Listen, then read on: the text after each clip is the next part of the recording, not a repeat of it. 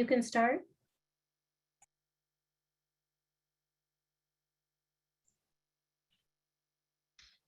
Good evening and welcome to tonight's webinar on COVID-19 vaccines. I'd like to begin by acknowledging that this online meeting takes place across Turtle Island, the sacred land for which thousands of years has been and continues to be home to many Indigenous people with whom we are honored to work in relationship. I am speaking to you this evening from Mi'kma'ki, the ancestral and unceded territory of the Mi'kmaq. Thank you very much for taking the time to tune in with us this evening, or this afternoon for some of you. As the largest group of healthcare workers in Canada, nurses have a very important role to play in Canada's COVID-19 immunization program. In order to do so and meet your professional obligations, you need accurate and consistent information. Tonight, we will be providing you with up-to-date information on the emerging science and reliable evidence-based information on COVID-19 vaccinations by hosting a Q&A session with our expert panelists to answer your questions. I am really pleased to be joined by three very talented experts. Dr. Theresa Tam, the Chief Public Health Officer of Canada, Dr. Shannon MacDonald, Assistant Professor for the Faculty of Nursing at the University of Alberta, and Katharine Chilton, Vaccine Educator in Communicable Disease and Immunization Services at the BC CDC. On behalf of everyone at CNA, I want to thank the three of you for taking time to be here with us to talk about a very important and salient topic for nurses from across the country. Before we begin the formal aspect of the session, just wanted to do a couple of housekeeping items. There will be a Q&A portion, which will be the vast majority of the time with you this evening. And to have your questions asked, you need to enter them in the Q&A box by hovering your mouse at the bottom of the screen and clicking on the Q&A box icon. We will address as many questions as time allows. The discussion this evening will be in English, but Marie Marquez from CNA has joined us, and she will be able to take any questions that come in the chat box in French and translate those for our panelists. So feel free to indicate your questions in French if you choose to do so. You can provide comments and share resources in the general chat box as the conversation goes, which will also be located to the right of your screen. We would ask that if you do want to ask questions that you put those in the Q&A box. If you write your questions in the chat, it is hard sometimes to keep up with the amount of content that's going through and we could miss one. Tonight's discussion is being recorded, and the recording will be posted on CNA's YouTube channel and also on social media. Now I'd like to turn it over to Dr. Tam for some opening remarks. Thank you very much, Tim, and bonjour à tous. Thank you, the Canadian Nurses Association and my fellow panelists for this invitation to participate in today's event. Donc, merci pour l'occasion de pouvoir parler avec vous ce soir ou cet après-midi. Before I begin, I'd like to acknowledge that I am speaking to you from the traditional and ceded territory of the Algonquin Anishinaabe people. It is truly a pleasure to connect with you from the various territories and communities that you are in today. So earlier this month, we celebrated National Nurses Week, and in recognition for the hard work and the vital role you play to better the health of all Canadians. Your work has never been as important as during the past year. From the beginning, you've been on the front lines of the COVID-19 pandemic. You're among the first to witness the devastating impacts of this pandemic and have shown strength and courage in the face of many unknowns and ever-changing environment. For this, I sincerely thank you. Thank you for donning and doffing your PPE more times than you can count, Thank you for taking on the added responsibility of childcare while working. Thank you for physical distancing, quarantining, and getting tested. And most of all, thank you for respecting and supporting each other. I recognize the immense pressure and stress this has put on your work, your personal life, your family, and your mental health. You've made many sacrifices and shown exceptional resilience as you continue to care for Canadians despite these challenges. I've heard about nurses coming out of retirement to help to vaccinate Canadians, others who have participated in recent mass vaccination events, like the one in Toronto that vaccinated 10,000 people, more than 10,000 people in a singular day, or the Doses After Dark event in the Peel region, which ran nonstop for 32 hours to vaccinate 5,000 people. These massive undertakings could not have been possible without the support, commitment, and dedication of nurses. As we navigate through this third wave and look towards the summer and fall, I'm really quite hopeful. Nous commençons à voir des signes de progrès à mesure que le déploiement de vaccins progresse. For example, we have seen major declines in COVID-19 morbidity and mortality among those living and working in congregate care settings, thanks to high vaccine uptake among staff and residents. These trends showcase the incredible effectiveness of the vaccines and what can be achieved when vaccine uptake is high. We know that healthcare professionals, including nurses, are the most trusted source of health information for Canadians. Les gens se tournent vers vous pour obtenir des conseils et de l'information sur la santé, et plus précisément sur les vaccins contre la COVID-19. As nurses, you need up-to-date information to be able to answer questions that your patients may have. Whether you are administering vaccines or recommending them to patients, you are key players in the vaccine rollout. Many of you also have your own questions and concerns about the vaccines. So it's completely natural to be unsure about a new health product and to want to find out more before getting vaccinated yourself. I hope that today we will be able to answer some of your questions. The Public Health Agency of Canada, along with many other organizations and associations, are developing resources and tools that can help answer questions and support you in educating your patients about the vaccines. The Public Health Agency will continue to develop training and resources such as the Toolkit for Healthcare Providers and the training webinars on the COVID-19 vaccines. We want to do everything we can to ensure you're equipped and confident. Events like this one, of course, provide great opportunity to answer questions that you may have. What is absolutely amazing is that there have been over 1.7 billion doses of COVID-19 already administered globally. And we've made remarkable progress in Canada in recent months with over 21 million doses administered. Nous voyons de nombreux Canadiens se faire vacciner et nous commençons déjà à voir les effets positifs de la vaccination sur le taux d'infection par la COVID-19. We know that many people have questions they want answered to confirm they're making the right decisions for themselves and their families. We're in an environment where information is changing pretty fast as new data and evidence becomes available and we learn new things.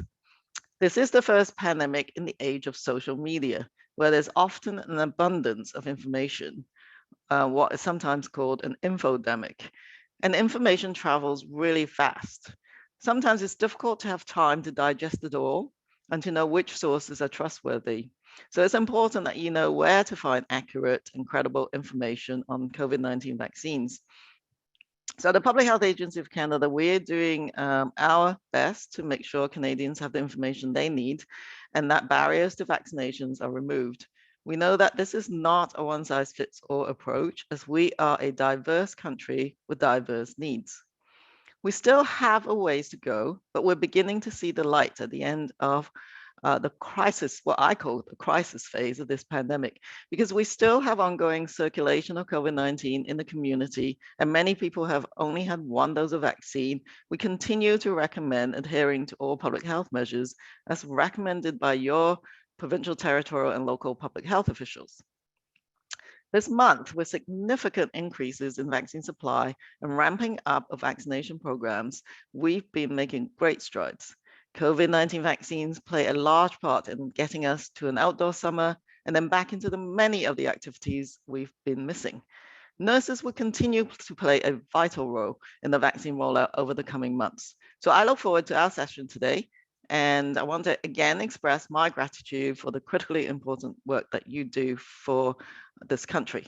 Je vous remercie encore une fois de votre travail, de votre résilience face à l'adversité et de vos contributions pour affronter cette pandémie.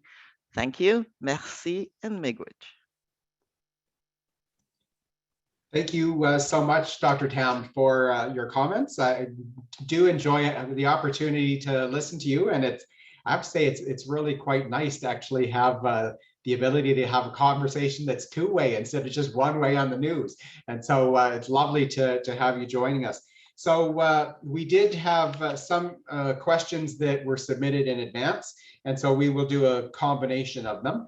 I'm interested in the first one myself as a recipient of Astrazeneca, and so I'm interested. So the first question is, what is current guidance on Astrazeneca and use of alternate vaccines for a second dose? Well, that's been a very frequent question recently. So as I think many people know, we have a committee called the National Advisory Committee on Immunizations, and they are currently studying, well, getting together the information from a number of studies around the world that's looking at a mixed schedule. And that includes people having received Astrazeneca for the first dose, followed by a Pfizer vaccine, for example, an mRNA vaccine for the second dose. And we are expecting those recommendations to come pretty soon in the coming weeks. And based on the data that we have, some of the first recipients of the AstraZeneca vaccine will be looking forward to that second dose by about the beginning of June. So we're hoping to have recommendations that will be forthcoming prior to that. And I think if you were certainly following the data along, in fact, in the AstraZeneca studies, what was shown is that, in fact, people mount a more rigorous, more effective boosting response if the interval was actually stretched from 4 weeks to 12 weeks. And also based on the recommendations from the National Advisory Committee on Immunization, we don't expect the immunity to sort of fall off precipitously after 12 weeks. And so there's a little bit of flex in that, so that I think the key is we want to get the recommendations ahead of people needing that second dose. Right now, of course, the general recommendation is that people receive the same vaccine in the series that you've just received for your first dose. But I think the ongoing monitoring that we're doing in order to weigh the risk and benefits is ongoing. For example, we know that one of the reasons why the National Advisory Committee on Immunization sort of released updated advice on the AstraZeneca vaccine or the viral vector vaccine is because of the risk, however rare, of a serious side effect called vaccine-induced immune thrombotic thrombocytopenia, or VIT. And so as a result of that, it's really providing a framework so that people can think through the risk and benefits. And so right now, the risk of this side effect is about, we think, 1 in 50,000 after the first dose, but it's believed to be lower for the second dose, but we're monitoring that rate very carefully as well.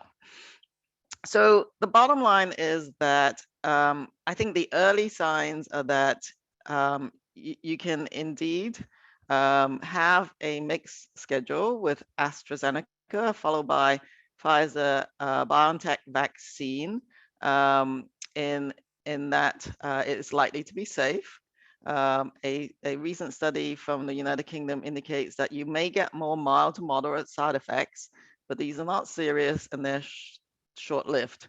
And what that means for the actual immune response or immunogenicity data, we don't know yet. That's what we're waiting for from the United Kingdom. You may have seen in the media and in other literature a study from Spain, which showed that when they used AstraZeneca followed by Pfizer, BioNTech, it resulted in a good immune response. But what they didn't do is compare, that mixed schedule to a 2-dose AstraZeneca schedule. But that really, that kind of schedule resulted in a good immune response. So I think what I would recommend is certainly looking at the NACI recommendations when they come out in a short while. But I actually am quite hopeful based on this early information that people will indeed be able to use a mixed dose schedule or there'll be an option. We get questions about, well, what about the supply for AstraZeneca?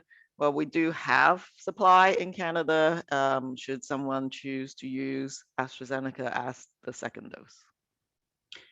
Thanks, Dr. Tam. Just one follow-up came into the question and answer box on AstraZeneca. And so I'll get you to cover that one before I move to the next one. And that is, what's the percentage efficacy of AstraZeneca after a second dose interval of 4 weeks? So there's different studies. Of course, there was the initial clinical trials, which used this shorter interval. And then there is, well, they actually did include some participants who received it later. And so we know that after 4 weeks, I think it's a complex question because there's different coronaviruses and different variants, but I think one might expect an endpoint being symptomatic or asymptomatic infection of around sort of the 60 to 70% mark. It is expected to be higher for severe outcomes. So in certain studies, they've looked at severe outcomes and found it to be about 80%, up to 80% effective for severe outcomes. Interesting thing about AstraZeneca is that's what you would get after 12 weeks. So, but after 4 weeks, it's a little bit lower than that. So that's an interesting observation. And I think we realize that for the most part, the second dose is still very important for and maximizing your protection and prolonging the duration of the immune response. But that second dose of AstraZeneca does seem to perform better if the interval is stretched. Thank you. So the next question I'll give to Katharine. How do we support our patients who received the first AstraZeneca dose and are experiencing anxiety or regrets? Yes, thanks for that question. It's a good one. I think it's really around assuring them that the AstraZeneca vaccine is a very effective vaccine and that we can look to the success of the UK immunization program that used mostly AstraZeneca to see how effective it was, and it has been and has greatly reduced the COVID-19 cases and transmission. Another point would be to focus on reassuring them too that they received a COVID-19 vaccine as soon as they were able to protect themselves and their family, and also to help reduce the transmission in their community. So I think, I think a lot of the media reports have made it quite concerning for a lot of people who have received the AstraZeneca vaccine, but I think, a reassurance that, really we are doing the right thing by immunizing with the first vaccine that becomes available to us. Great, thank you. Dr. Tam, the next question for you is kind of a multiple. And so it's, is the vaccine safe for women of childbearing age, lactating and pregnant mothers, and for children under the age of 12? And make sure I have all of that, and kids under the age of 12. Okay, so so there is a question not only important for nurses and trying to answer your patients' questions, but obviously many of you might be thinking about this in your own personal circumstances. I think one I think context to bear in mind is that COVID-19 infection during pregnancy can result in more severe outcomes. So, which is very important when you're trying to make a decision about getting vaccination, is that we have data that indicates that you can get more severe illness if you got COVID-19 during pregnancy. The initial clinical trials, as most clinical trials are designed, did not include pregnant or lactating individuals. But of course, since then, there have been many follow-ups during vaccine program implementation of women who did get pregnant after immunization or breastfeeding. So there's been recent large-scale studies that have not identified any safety issues with mRNA vaccine, for example, during pregnancy. Of course, as with any studies, people need to be followed up over longer term. But one of the, I think, key recommendations that you should check out, of course, is the Society for Obstetrician and Gynecologists of Canada. And they are a credible source. They recommend vaccinations during pregnancy and breastfeeding. There's actually, and maybe my colleague from BC CDC will know that there is, in fact, studies in Canada that followed up pregnant women and breastfeeding women after vaccination to collect that information. And there is no evidence at the moment of any reproductive risks from COVID-19 vaccines. Another question that I sometimes get asked is, well, does it protect the baby?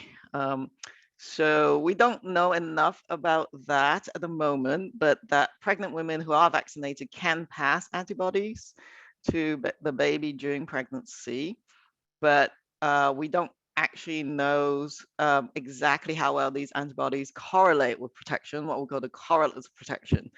We don't know that, in any specific way as yet. But of course, some antibodies could cross over. How long this kind of protection will last after birth, we don't know. I think there's been some studies that looked at specific antibodies in breast milk after COVID-19 vaccination of breastfeeding women. But those studies are relatively short term. But again, there's been no actual adverse effects being displayed. So I think that's where the evidence is at the moment. But I think, of course, if you have any questions yourself, then of course talk to your doctor about vaccination and the potential impacts of COVID-19 during pregnancy. The other part, I think, pertains to kids under 12. So the latest vaccine being submitted to Health Canada for authorization for youth or adolescents is the Fisa vaccine. So that's the mRNA vaccine for the 12 to 15-year-olds. And that vaccine performed really well with very high effectiveness, very high vaccine effectiveness. I think probably a testament to the rather good immune system of the younger people. There are, I think, the similar kind of studies and clinical trials are expected from Moderna. I think that's the next vaccine. And there's a number of clinical trials already at play for children under the age of 12, so 6 months to 11 years of age, but we don't have any results from that as yet. I think, if I recall correctly, we might see some of those results at the end of the summer or the beginning of fall. Great, thanks, Dr. Tam. One follow-up with respect to pregnancy, and then we'll move forward, and that is it recommended for a pregnant woman who got COVID early in pregnancy to still receive the vaccine? I think my response previously stands in that overall, if you already had COVID-19, we recommend, or the National Advisory Committee on Immunization certainly recommends that a vaccine be provided, even if you've had COVID-19. Interestingly, I think some of the immune response elicited by a vaccine is stronger than COVID-19 itself. And I think there's some data to indicate that, especially if your COVID-19 illness was mild. And so the vaccine actually produces a more robust response. At the moment, NACI still recommends the full course, which is if you got a vaccine that needs 2 doses, the recommendation is to get the 2 doses. But I think data is evolving in that area as well. So we'll be monitoring that to see if indeed 2 doses is still needed or just 1 dose is enough, because that additional, the vaccine is essentially acts as a bit of a booster for your initial immune response to the virus itself. Great, thank you. Shannon, next question's for you. When there's little data on a specific group, what strategies are most effective for nurses to support women in making evidence-informed decisions? Yeah, that's a great question. And my response will build on what Dr. Tam was saying about balancing risk. So when we're looking at risk of disease in pregnancy versus risk of vaccination. And unfortunately, balancing risk is not something that people are intuitively good at. It's influenced by all sorts of emotional and psychological factors, not just, the facts. So, you can't just sort of hand people a pamphlet and say, here's your risk, here's your 2 risks, make a decision. And I think that's where nurses can play a really important role in helping walk people through the decision-making process and thinking about, we talk about risks of omission and risks of commission. So for instance, if you don't get vaccinated because you're scared the vaccine will harm you or your child, you're actually taking on another risk by omitting to vaccinate. So sometimes people feel more comfortable not doing something and accept that risk than they would if they did something and took on a risk. So it's all very, that decision-making process can be complex. And I think nurses play an important role there. And the other thing I would say is that in this issue, particularly, evidence is evolving. So, we all know that from watching the news. What we're told, in one moment may be different 2 weeks later. And it's because the evidence is evolving and new evidence is emerging.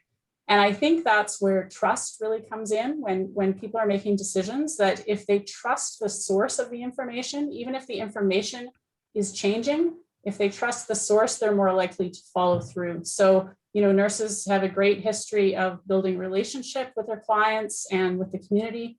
And I think we should really build on the trust that we build with our clients. And we need to be well informed about what the new evidence is and why perhaps recommendations have changed. And I think that will help a lot of people in this decision-making process. Thank you. Dr. Tam, next question is, can COVID-19 be eradicated? And what percentage of the population needs to be vaccinated for things to go back to normal? Okay, the first question, I guess nobody absolutely knows, but COVID-19 essentially is in every corner of the world, every country, every area. So it would be extremely difficult, I think, to eradicate this virus anytime soon. And so, which is why, of course, vaccination is such an important tool in being able to manage the pandemic itself, and possibly in the years to come. So when I was mentioning in my opening remarks, what we would want to see is that vaccination gets up to a high level so that we do not overwhelm our health systems or our ICUs, and be able to manage this infection and be able to get back to some of our normal activities. What I did present fairly recently was some modeling work which was done by teams of modelers looking at what level of vaccination do we need before we can lift these more restrictive measures without our ICUs and our hospitals being overwhelmed. And when I presented that data, I looked at a scenario where 75% of those eligible, which at the time was adults 18 years of age and older, together getting their first dose, and then 20% of the population have also received that second dose for that maximal protection. When that occurs and you lift some of these more restrictive public health measures designed to reduce contact rates, then it's likely that your hospitals can still cope, and therefore your health system won't be overwhelmed. And so, and then if we look towards a future state where 75% of the population eligible for vaccine gets 2 doses, under those circumstances, with a number of assumptions in the model, is that we can lift both the more restrictive public health measures that are in play and begin to lift some of the more personal measures like distancing, physical distancing, without, again, overwhelming hospitals. And so, which is why some of our recommendations at the moment is that when most of the population still have 1 dose of vaccine, is stick to the lower risk activities, such as going outdoors. So a summer where stick to outdoor activities for the most part, get the 2 doses of vaccines on board, get up to high levels. It means that you can go back into that fall when many people have to go back inside, go back to school, go back to university, and looking forward to bigger gatherings. And that's approximately the type of vaccine coverage we're looking at. Of course, provinces are adapting this in their own way to their reopening plans. And you've heard a number of jurisdictions just in the last couple of weeks, Saskatchewan and British Columbia, I think Alberta, just most recently Ontario, they're looking at their own set of epidemiologic parameters, including, for example, estimates of how much infection has already occurred in the population and immunity levels, and of course their health system capacity, as well as epidemiologic parameters. But on the whole, people are aiming for roughly those kind of targets to offer safer opening. One thing that I keep cautioning everyone to do is that we are actually doing quite well right now in most areas of the country, in that the 3rd wave is coming down. And recalling that last time this happened on the 2nd wave, I think we relaxed some of these measures a little too quickly before the vaccines were on board. This time, I think, is taking a more precautionary approach, get that 3rd wave really way down, get the vaccine coverage up, and we're doing pretty well right now, and keep going and get that momentum going. Summer is upon us. begin to go outside, get more vaccines on board, and then we'll be in a much better shape for doing these reopenings without getting back into lockdowns and these restrictive measures. What is really hopeful, and we keep looking towards the international arena, is that there are countries ahead of us that have vaccinated a large proportion of the population, whether you're looking at Israel, the United Kingdom that has this stretch interval in terms of the 2-dose, or the United States, just our next door neighbors, and that they have managed to control that third wave and lifting some of the measures. And we'll be watching that data really carefully as well. I think the most important thing is that if measures are lifted, wait, a few weeks. We recommend, say, 3 weeks in between each of these lifting intervals, just to observe what happens, see if there's any resurgence, and then move on to the next stage. So a sort of thoughtful phased approach is the most prudent, so that we don't get back into another resurgence. Right. One follow-up, one that kind of I think applies a little bit here, and then I'm going to turn gears to hesitancy with Shannon. And that is, it's a nurse from ICU that said has had both Pfizer doses, but worries about the length of time they'll hold immunity. And so is there any information on that? I think the answer is that the data is accumulating as we speak.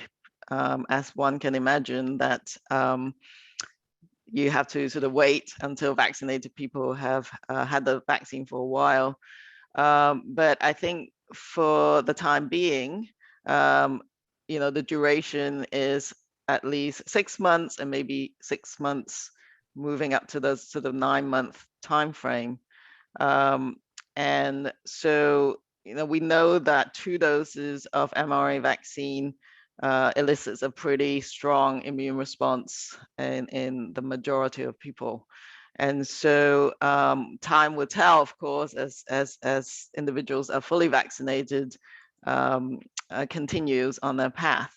The other thing that would potentially impact vaccine effectiveness, of course, is if there's any changes in the virus itself. And that is also being monitored through genomic analysis, looking at also any changes in the virus that would escape the immunity afforded by vaccines. So far, for the viruses that are circulating in Canada, we believe that the vaccines that we have will work very well. And someone who's had 2 doses of Pfizer vaccine, we expect that it would be effective against the predominant variants. So really is a balance and watchful surveillance and analysis. But I think we are really very fortunate to have, I think, hit the jackpot of some very, very effective vaccines. And whether we need boosters in the future, that's being studied as well. And because of some of the variants that are emerging in different parts of the world, vaccine manufacturers already looking at reformulated vaccines that can cover off some of these variants. So they're already working on that. We don't actually know when and what kind of boosting we need. But I think, again, someone who's 14 days after 2 doses of Pfizer vaccine should look towards a good protection being afforded to them. Great, thank you.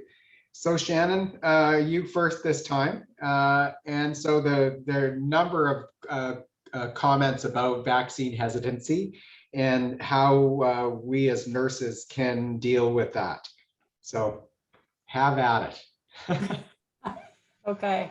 Yes, certainly as nurses, this is a question we get a lot, both for those of you that are frontline working with clients, but I mean, honestly, in our private lives, I think you could probably agree with me that we get asked these questions by friends and family as well. So it's good to have an approach in mind.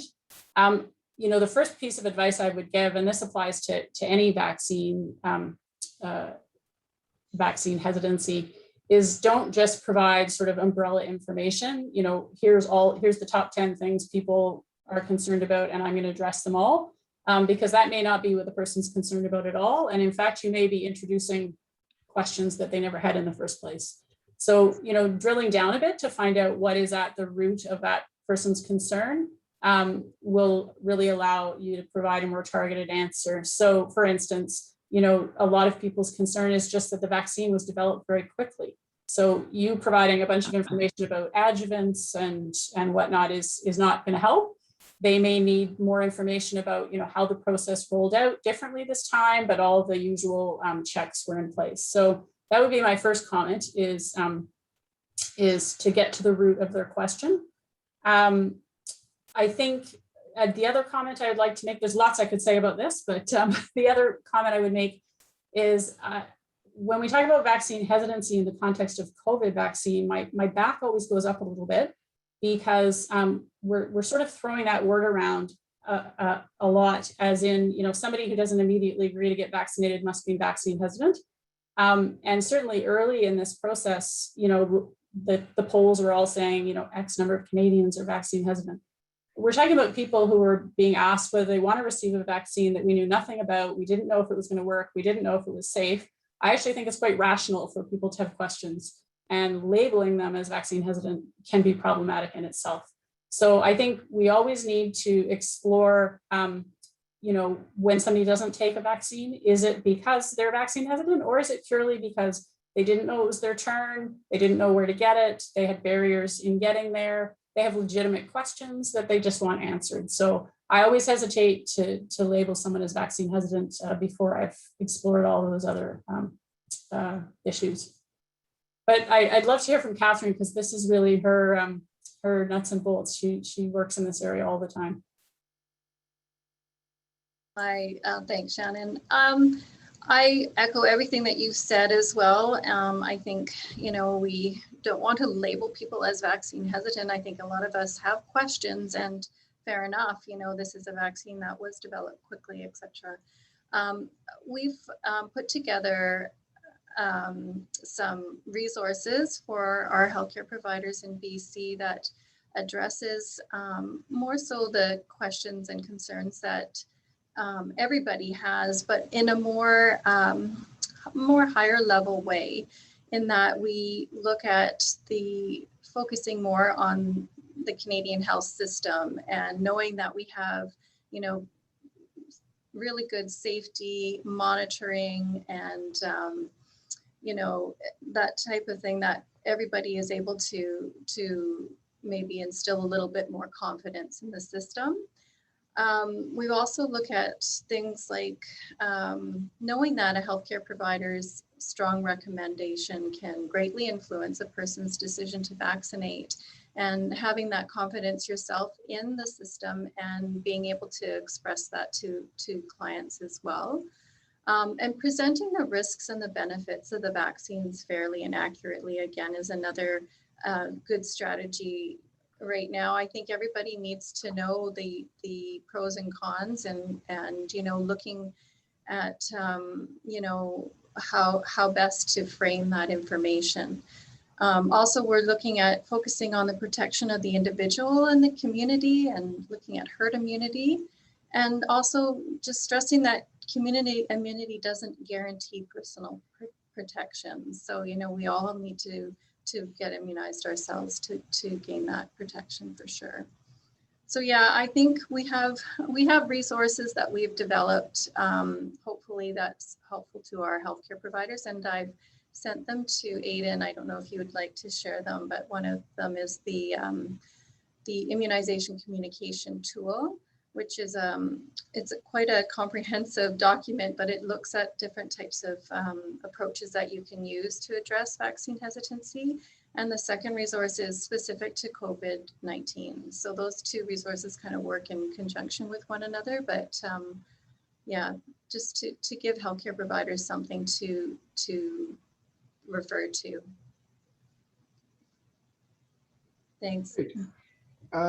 So Dr. Tam, there's been a few questions related to the time frame between first and second doses.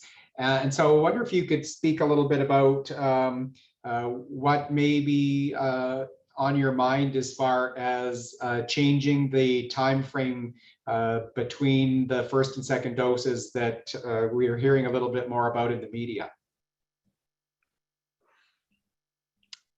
Great, thanks for that question. I think it's something that people have been talking about quite a bit, certainly in the media, because Canada, similar to the United Kingdom, took a strategy of first dose fast, providing the first dose to as many people as possible, given a number of considerations.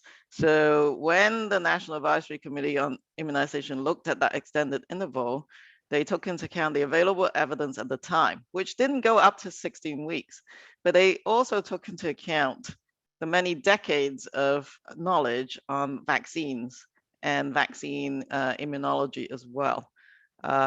And for that, what we do know is that for many vaccines, I think things like hepatitis A or HPV, vaccines that need a multi-dose schedule, usually we actually wait at least 6 months for some of these. And in fact, what happens to your immune system is that with the initial priming of your immune response, and you let that immune response mature, and additional doses are then given a little bit later, you actually generate a more mature and robust immune response. So that is what has been known for a long time in the vaccine knowledge base. On top of that, there was modeling done as well, looking at, well, what if the antibody levels was this at 12 weeks? What happens, even if we took into account drop over time to 16 weeks, what happens is that, the committee was, pretty so unanimous when they came out with their recommendation of extended that dose interval to up to 4 months. I'm going to talk about up to, why it's up to, and it's not a definitive interval. At that moment in time, of course, Canada was experiencing a resurgence, probably the biggest wave out of all the waves, together with the vaccine supply that we had at the time, meant that this was the most, the strategy that was going to protect people the fastest and the most prudent approach. And at the same time, we know that this interval is being monitored. So whether you're in Quebec or British Columbia, BCCDC being one of their centers, have been monitoring that interval and looking at whether there's been any drop off in vaccine effectiveness over time. And so far, I think the data has been really good. More and more information coming out internationally showing the incredible effectiveness of that first dose. And from the United Kingdom, of course, showing that stretch interval actually was highly beneficial as a population health strategy. And so with that in mind, that doesn't mean you have to stick to 4 months. As the vaccine supply increases, then you will see your public health authority shortening that interval as they get that supply as well. And so I see, a number of provinces already saying, oh, now our interval is around 13 weeks, for example, in some areas. The other thing is, of course, to provide that second dose to the initial vaccinees, the very first groups of people that got vaccinated, because in effect, they were vaccinated earlier in the year, so their 4 months is already there. And we know that I think quite a large percentage of them are now getting the vaccines and that second dose. And I think healthcare providers, if you're in that first group, should already be vaccinated now with 2 doses. But I think for sure that interval can shorten with the supply increasing. But it's very sort of anti-intuitive to think of a longer interval as giving you a more robust immune response. So that is something to bear in mind. But the second dose is very important. So you should always get that second dose to maximize that immune response. But also in between, of course, one dose doesn't give you the maximum protection. So you have to observe the public health measures, be very careful with reducing your risk in between those 2 doses. What I felt was extremely important to observe was just how significant the impact of that first dose was on our long-term care facilities. I think that was the most dramatic first sign that everybody said, whoa, the number of outbreaks are decreasing, the size of the outbreaks are shrinking, the number of deaths related to COVID-19 really dropped dramatically. So that was just with 1 dose. And then with the follow-up with the second dose, we expect the vaccines, therefore, to play a really incredible role. I mean, one of the most incredible graphs I've been showing is that 80-year-old age group with their case rates dropping to below the other age groups, and then the significant reduction in the severe outcomes in that group. And of course, if you're younger, your immune response is going to be even more robust. And so I expect to see incredible impact from vaccines in our populations. Thanks, Dr. Tam. One follow-up that I did see in the questions that I think really fits with just what you were mentioning, and that was, have there been many individuals with significant illness or deaths that are post-immunization? I think the short answer is no. So there's a number of ways of looking at this. One is that people have been tracking what we call breakthrough infections, and that is monitored in Canada, as well as I think there was a study just published from the CDC about the US experience as well. So because after each dose, it takes like 2 weeks for your immune response to increase to its sort of maximal level, you would expect people may have got infected, the incubation period being 14 days just before they got the vaccine or soon after they got the vaccine. And then you add on 14 days that it takes for the immune system to mount its response.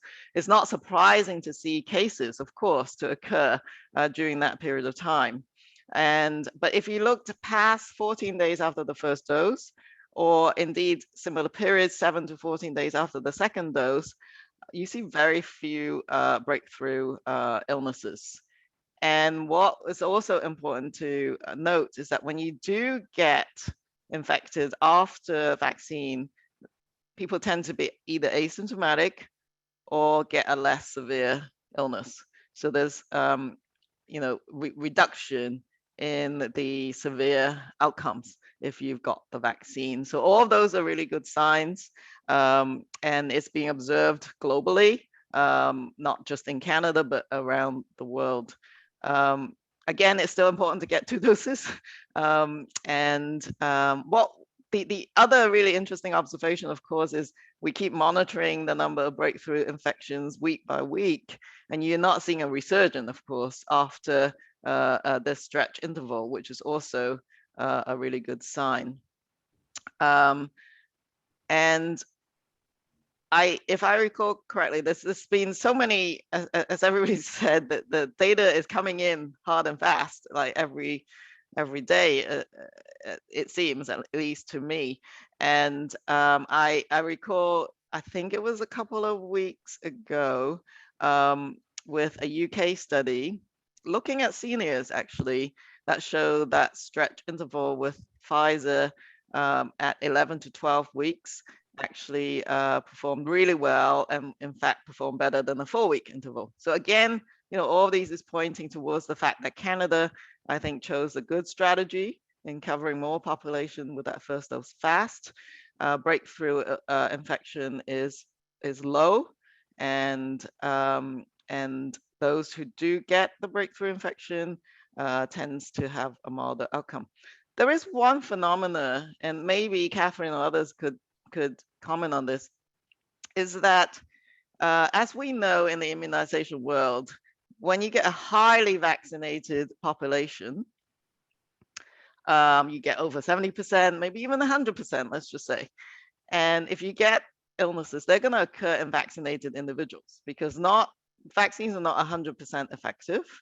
And in a highly vaccinated group, you will expect some infections to occur in vaccinated individuals. And that is something that I think we should increase the education of in healthcare providers and the population, so that it's not unexpected that we will see some cases occur in vaccinated people. But that doesn't mean the vaccines are not working. Our time is quickly dwindling down, so I'm going to really try and get 2 real quick snappers in.